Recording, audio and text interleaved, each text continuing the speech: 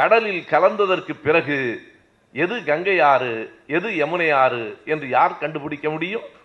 அதை போலத்தான் இன்று வரையில் நீங்கள் வேறு வேறு சாதிகளில் இருக்கிறதாக நினைத்து கொண்டிருந்திருக்கலாம், வேறு வேறு சாதியை சார்ந்தவர்கள் என்று கருதி கொண்டிருக்கலாம். எப்போது பௌத்தத்தில் கரைந்து விட்டீர்களோ அதற்கு பிறகு உங்களினுடைய சாதி எண்ணம் உங்கள் நெஞ்சில் இருக்கக்கூடாது. அப்போதுதான் பௌத்தன் என்கிறார். பௌத்தனாவதற்கான அடிப்படையான செய்தி என்ன? நெஞ்சில் இருக்கிற சாதியை கரைத்து விட்டு காவிரியும் கங்கையும் யமுனையும் ஒரு கடலில் கலந்ததற்கு பிறகு எது கங்கை ஆறு எது யமுனை ஆறு என்று சொல்ல முடியாதோ அதை போல பழைய சாதிய எண்ணங்களை விட்டு வந்துவிட வேண்டும். அப்போதுதான் பௌத்தர்கள். காரணம், இந்து மதத்தை விட்டு வெளியில் வருவதென்பதே வேறொன்றும் இல்லை, சாதியை விட்டு வருவது.